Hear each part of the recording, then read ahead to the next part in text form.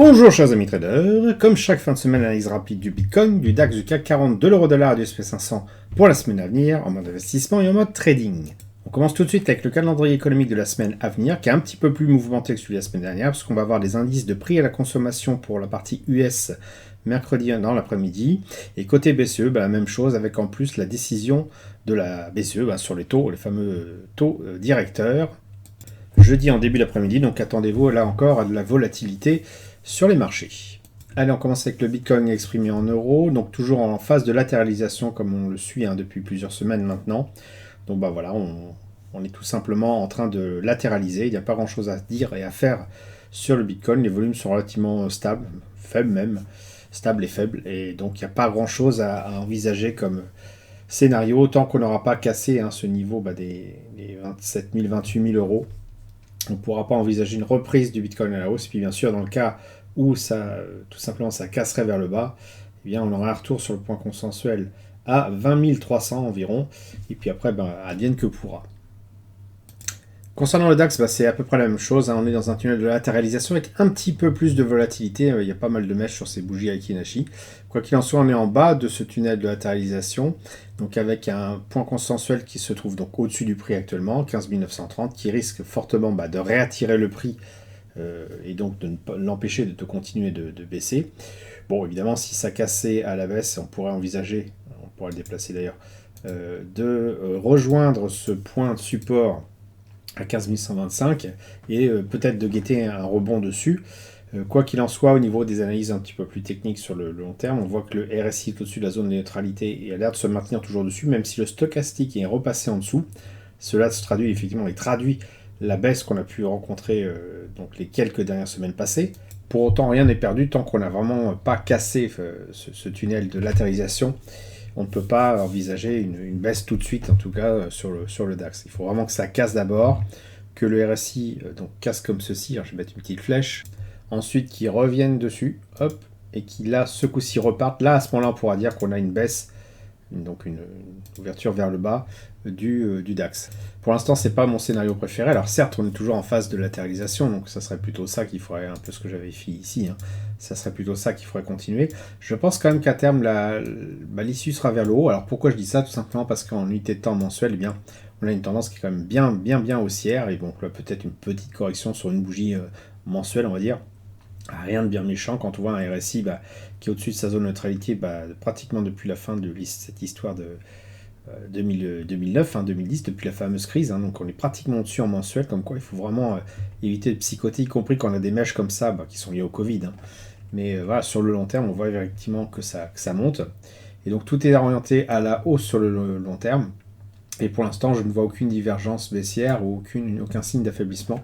Et donc c'est pour ça que je reste toujours haussier sur l'issue, issue fatale du DAX, et même si pour l'instant on est en phase de latéralisation. Bon, le CAC 40, ça va être pareil, c'est la même chose en plus mou. On a effectivement aussi quelques mèches de volatilité, puisque les bougies Aiki Nashi sont percées de part et d'autre. Maintenant, je reste sur le même scénario que le DAX, donc je vais le retracer, donc une tendance qui reste haussière sur le long terme. Alors, je ne sais peut-être pas que ça va péter à ce point-là, quand même. Pour l'instant, on est quand même en phase de latéralisation. D'ailleurs, je vois que j'avais déjà dessiné la flèche ici à l'époque. Hop, ici, donc je vais la prolonger. Et puis, bien sûr, on a toujours le scénario de cassure à la baisse, une mauvaise nouvelle. Ça, on ne peut pas le prévoir. Mais voilà, on a un RSI au-dessus de la zone des 50 qui se maintient dessus, même si le stochastique fait une petite incursion en dessous et qui laisse à penser effectivement que ce mouvement-là est un petit peu plus important que le reste dans la baisse. Mais on reste toujours dans cette latéralisation. Et tant qu'on n'est pas sorti de ce tunnel-là, il n'y a pas de raison de penser qu'un scénario haussier ou même baissier pour l'instant. Alors concernant l'euro-dollar, là on est en train de sortir le scénario que j'avais envisagé. Traduction hashtag je me suis planté. Je pensais vraiment que ça allait monter. Vous allez me dire c'est encore possible, c'est pas parce qu'on a juste percé un peu ce rectangle-là. Rectangle que j'ai quand même pas mal incliné quand même. Donc à un moment donné, il faut quand même savoir s'arrêter. Et qu'est-ce qui me permet de dire qu'il faut savoir s'arrêter? Bien tout simplement, si je cache un petit peu toute la quincaillerie, on voit que le RSI est passé en dessous des 50, puisque là on est à 47. Bon, encore proche des 50, mais tout de même, on est passé en dessous. Le stochastique est bien entamé pour la baisse. Et donc, ce scénario de tunnel haussier que je suis depuis pratiquement un an, octobre 2022, pour moi, est en train de s'invalider. Donc, Ça ne veut pas dire forcément que ça va tout de suite aller à la baisse. On peut envisager effectivement l'autre scénario que j'avais mis en possible, hein, en orange, qui est un tunnel de latéralisation de ce style-là.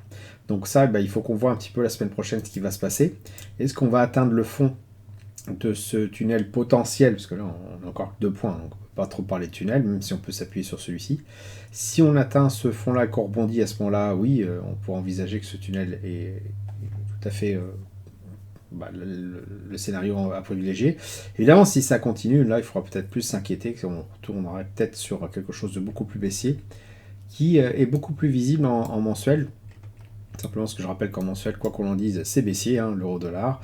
On a une reprise effectivement importante, hein, puisque pratiquement la moitié de ce qui avait été perdu par rapport au dollar a été regagné. Mais voilà, hein, dans la continuité de RSI en dessous des 50 en mensuel, le scénario le plus probable, c'est quand même de repartir à la baisse.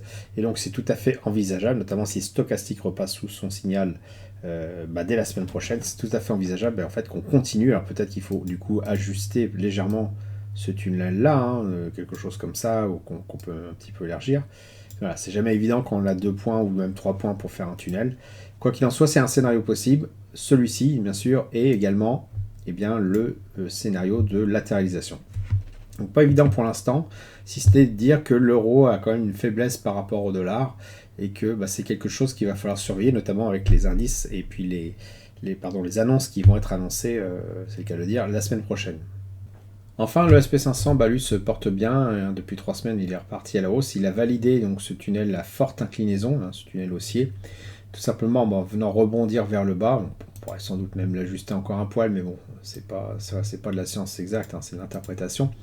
Et donc voilà, on est toujours dans ce tunnel haussier-là, ce qui s'inscrit lui-même dans un scénario mensuel haussier, hein, avec un RSI au-dessus de 50 depuis... c'est pas compliqué, hein, depuis l'histoire de 2008, voilà, on est reparti toujours à la hausse, certes avec des grosses variations, des grosses gamelles, hein, puisque Covid, guerre en Ukraine, tout ça, n'ont rien arrangé, mais c'est toujours reparti, et là, on est toujours dans cette phase de hausse. Petite correction effectivement ici qui a eu avec cette année, l'année dernière qui n'était pas top, et là, c'est en train de repartir, donc toujours à la hausse.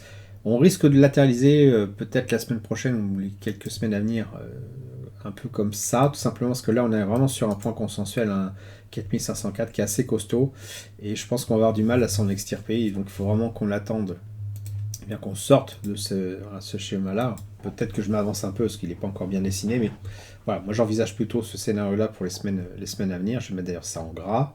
Voilà, et donc ça peut être intéressant de fader, c'est-à-dire quand on est en bas, uniquement quand on est en bas, de rejoindre en fait. À chaque fois qu'on retourne un petit peu en bas comme ça, qu'on vise un retour sur les 4510, mais peut-être d'éviter de prendre ce type de trade là, hein, que je vais mettre en pointillé si jamais ça monte. Hop, je vais le mettre en pointillé.